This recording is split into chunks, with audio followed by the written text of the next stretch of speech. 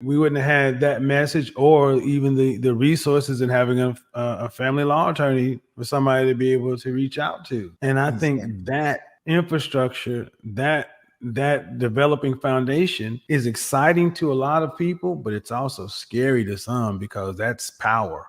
You don't have to answer that question. I'll answer the question. You want answers? I think I'm entitled. You want answers? I want the truth! Shout out to Kevin Samuels in the house.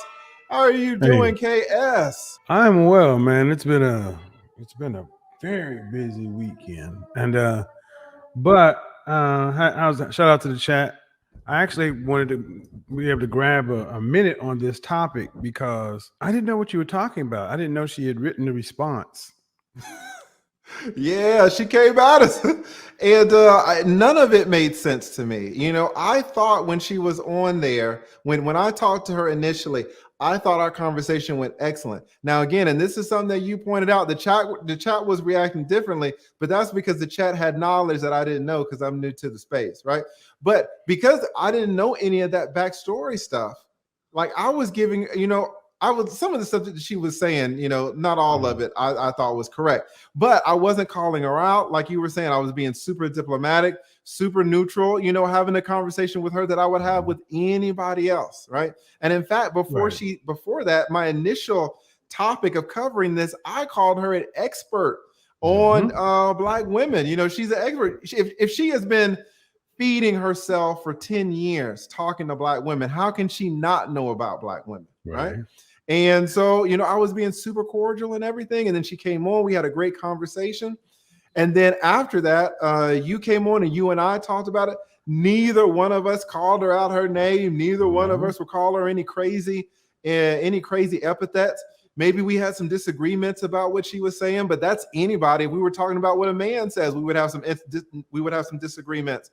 But the way, we were super, super respectful. And the way she took that was amazing. I mean, just totally left. Well, there are a couple of schools of thought, and let me put on my marketing hat. For somebody who has a book dropping on the 31st,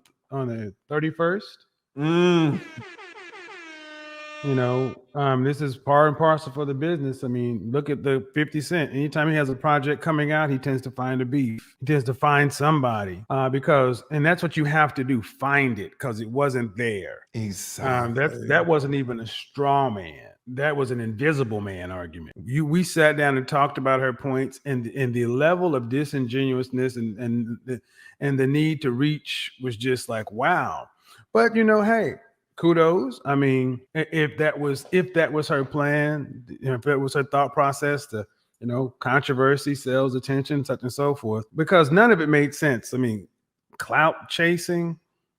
I mean, my channel is bigger than hers. And Jesus Christ, like your channel, that's what I was saying. Like the audacity for her to say clout chasing and put you in that same sentence, right? It makes put you in the same post. It makes no sense at all. Well, but people find a reason to put my name and stuff because it makes algorithms move at this point. So, I mean, it's smart. But I want to get to where the men are coming from on this. And I think this is one of the things as content creators, especially being a newer content creator. I think one of the reasons Black men respond in some of the ways we do is because it's been a long time since Black men have had anybody to advocate for them. Correct. And the fear is always that you're going to sell out. You're going to sell out. Something's going to happen. The other shoe's going to drop. You're going to get the bag. Yes. And the fear is all you need is enough money, the right deal, or the right woman, and you'll change up everything. And I think, but because that's been the experience. But this is different. Kind of like even when I sat down with Brittany Renner.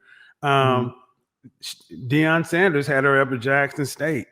He did it for the benefit of the guys. No matter what her purpose was, it was his purpose. Exactly. And just like when you sat down with her in April, you had your purpose. I had my purpose. Her purpose is whatever it is. But if it's a business move, you've alienated potential allies unnecessarily. And men ultimately, I think what men really want to see is that her true nature. That's what a lot of people were waiting for her true, what people call her true nature to show up. And it didn't, and it popped up right on time. Because let me go back. Before 2 years ago, before this whole thing with her cousin, I had never really heard of April Mason saying anything particularly harsh about men. But one incident happened, and then all of a sudden, black men became males and betas and all this kind of stuff. It's like, well, where'd this shit come from? Right. So it's like, all right, well, that train ain't never late. So I think what it is she is who she is, and it's been on full display. It maybe it's worked for her for so long, but here's the thing: if you're going to try to transition to working with men, that ain't gonna work, because men don't buy that bullshit. Men will sit there and tolerate a lot and listen and cope, but before they give their money up. Not wholesale. You're exactly men, right. Especially black men, we vet. That's the thing, right? I mean, because when I pulled her up, the chat was going crazy. Like the chat knew. Even the black women were like, "Hey, man, there's this issue about women entering this space now, and whether they're chameleons and this or that, because there are some strong content creators who are women who are absolutely doing their thing, like Pink Book Lessons, right? But then maybe there are other people who come in and there's like, yeah, it's just kind of like a cash grab. And to me, when I saw April Mason just dogging out the quote unquote majority of black women, I was like, oh my goodness, she absolutely seems like an ally to this space. I mean, she was going harder on black women than a lot of black men go on black women over here. So it seemed like, okay, she's seeing some of the same stuff that we're seeing. And then when she gets over here and comes up on the channel and on the panel and all this, then she absolutely turns it around after she comes up and then is gonna ostracize and attack the same people that accepted her in. And so it's like, I don't know what, I mean, from a marketing standpoint, I mean, it's almost like a talented 10th kind of argument. Like, I don't mind alienating this amount of women because these are the ones that I'm targeting to. And then you're going to say you alienate a large amount of black men. And see, if that's what you're going for, cool. But I don't think it's very sound, but it's out there now, and you got to rock with it. See, one of the things about YouTube that's different than I spent all weekend on a movie set. I mean, on a set, and the difference between being in athletics, entertainment, or music on the creative side versus going from this side to that side is we've had to come up the slower way, the process way of business. On that side, it's a lot about playing a part. It's not uncommon for people to play parts on the movie theater, on the movie screen, and live completely different lives. Keanu Reeves is a great example of this. Yes. Completely different. But YouTube is not. It's built around a person. And the one thing that will screw you up in this business is inauthenticity.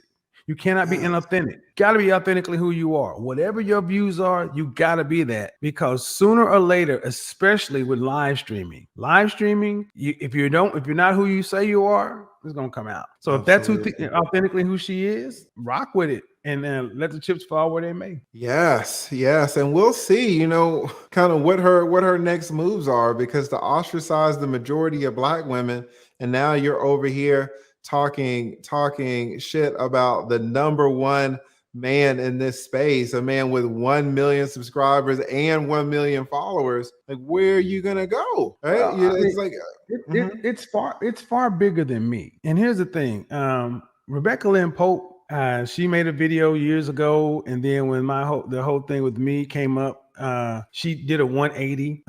It used to be the play. It used to be the play to where you could say, just throw black men under the bus.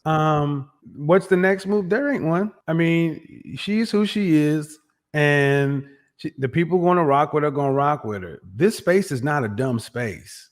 Correct. And it is, and the people who have made it through have the scars to prove it. You don't just get in here just because you got a a nice suit or a nice butt. You gotta prove your worth. So I think this ain't gonna even be a story in the next couple of weeks. I mean, why?